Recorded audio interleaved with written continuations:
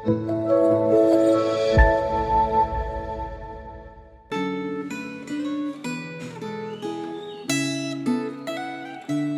saudara-saudara yang terkasih di dalam Tuhan. Kita bersyukur kalau hari ini kita masih terus merasakan kasih setia Tuhan yang Tuhan berikan kepada setiap kita anak-anaknya sampai hari ini. Hari ini kita akan kembali merenungkan kebenaran firman Tuhan. Namun sebelumnya mari kita masuk di dalam doa. Tuhan, kami mengucap syukur kalau hari ini kami kembali boleh merasakan penyertaan Tuhan di tengah-tengah kehidupan kami. Kami bersyukur Tuhan untuk firman-Mu yang selalu Tuhan berikan di dalam kehidupan kami. Biarlah Tuhan pagi hari ini ketika kami akan kembali merenungkan firman-Mu, Tuhan boleh menolong kami untuk kami boleh dapat mengerti bahkan melakukannya di dalam kehidupan kami. Terima kasih ya Tuhan, hanya di dalam nama Tuhan Yesus kami telah berdoa. Amin. Saudara-saudara, pembacaan firman Tuhan kita hari ini terambil dari Sakaria 13 sampai 14. Saudara-saudara diharapkan dapat membaca bagian ini secara keseluruhan, namun saya hanya akan melihat beberapa ayatnya saja, yaitu Sakaria 13 ayatnya yang pertama, kedua, keempat, 8 sampai 9, dan Sakaria 14 ayatnya yang pertama, 7 dan 9. Demikian bunyi firman Tuhan. Pada waktu itu akan terbuka suatu sumber bagi keluarga Daud dan bagi penduduk Yerusalem untuk membasuh dosa dan kecemaran. Maka pada waktu itu demikianlah firman Tuhan semesta alam. Aku akan melenyapkan nama-nama berhala dari negeri itu, sehingga orang tidak menyebutnya lagi.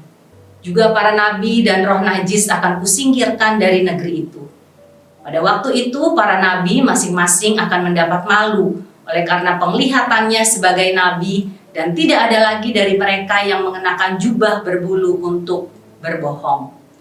Maka di seluruh negeri demikianlah firman Tuhan, 2/3 daripadanya akan dilenyapkan, mati binasa, tetapi 1/3 daripadanya akan tinggal hidup.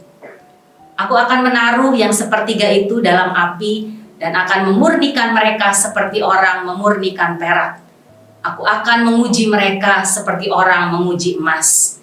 Mereka akan memanggil namaku, dan aku akan menjawab mereka. Aku akan berkata, mereka adalah umatku, dan mereka akan menjawab, Tuhan adalah Allahku. Sesungguhnya akan datang hari yang ditetapkan Tuhan, maka jarahan yang dirampas daripadamu akan dibagi-bagi di tengah-tengahmu. Tetapi akan ada satu hari-hari itu diketahui oleh Tuhan dengan tidak ada pergantian siang dan malam pun menjadi siang. Maka Tuhan akan menjadi raja atas seluruh bumi. Pada waktu itu Tuhan adalah satu-satunya dan namanya satu-satunya. Saudara-saudara, tema refleksi kita hari ini adalah utopia melalui pemurnian. Kamus Besar Bahasa Indonesia menjelaskan arti kata utopia sebagai sistem sosial politik yang sempurna, yang hanya ada dalam bayangan atau khayalan, dan sulit atau tidak mungkin diwujudkan dalam kenyataan. Ada kesan pesimis yang kuat dari penjelasan yang disampaikan dalam KBBI. Padahal, istilah ini juga dapat digunakan untuk mendeskripsikan komunitas yang sengaja dibentuk yang berupaya untuk menciptakan masyarakat yang ideal. Saudara, kita pasti sering mendengar pernyataan bahwa selama kita hidup di dunia ini tidak mungkin tercapai kondisi yang benar-benar ideal. Kita juga diberitahu bahwa kondisi paling ideal pasti terjadi saat Allah memerintah di surga kelak. Dan memang demikianlah kebenarannya. Saudara, utopia terwujud saat Tuhan menjadi raja atas seluruh bumi. Saat itu Tuhan adalah satu-satunya dan namanya satu-satunya. Tidak ada Allah selain Tuhan. Saat Allah memerintah tidak ada lagi penumpasan, ayatnya yang ke-11 pasal 14. Akan tetapi sebelum datang saat itu, Tuhan telah terus mempersiapkan suatu umat yang layak baginya. Dimulai dengan dibukanya sumber untuk membasuh dosa dan kecemaran. Di pasal 13 ayat yang pertama diperlihatkan suatu gambaran tentang Tuhan Yesus sebagai sumber dan darahnya membasuh dosa manusia. Dilanjutkan dengan pemurnian yang Tuhan izinkan terjadi melalui tantangan dan kesulitan yang pasti dihadapi sisa-sisa orang yang sungguh-sungguh percaya kepadanya. Saudara, di dalam pasal 13 ayatnya yang ke-9, kita mengenal proses pemurnian ini sebagai proses pengudusan dengan pertolongan Roh Kudus. Proses pemurnian yang dikerjakan Allah digambarkan seperti ditaruh dalam api untuk memurnikan perak atau untuk menguji emas. Saudara, kita mungkin pernah merasakan sakitnya tersudut api atau terkena benda panas. Bila memungkinkan, kita pasti akan mati-matian menghindar dari sumber panas tersebut. Akan tetapi, pemurnian bagi orang-orang kudus tidak mungkin bisa dihindarkan. Tidak ada utopia tanpa pemurnian. Tidak ada kemuliaan tanpa penderitaan. Tidak ada mahkota tanpa salib. Tuhan Yesus sendiri telah menjalani proses yang sebenarnya tidak perlu Ia jalani. Proses itu Ia tempuh demi kasih-Nya bagi setiap kita.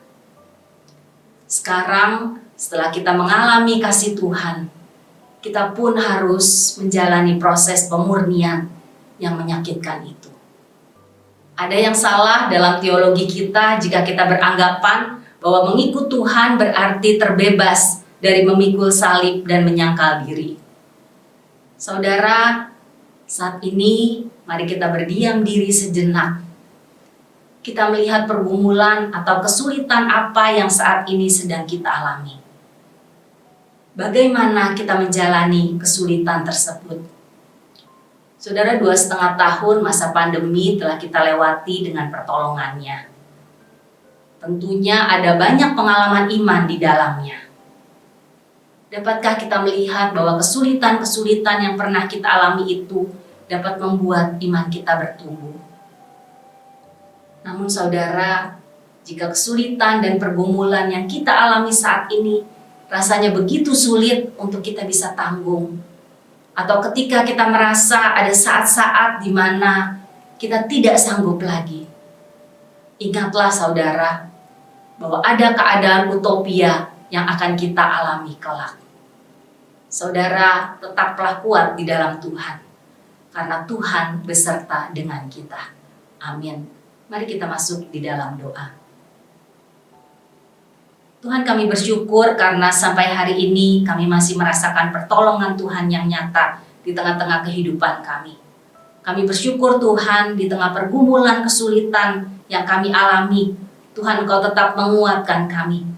Kami bersyukur Tuhan karena kami punya teladan iman, di mana Engkau telah melewati pergumulan demi pergumulan karena kasih-Mu kepada setiap kami.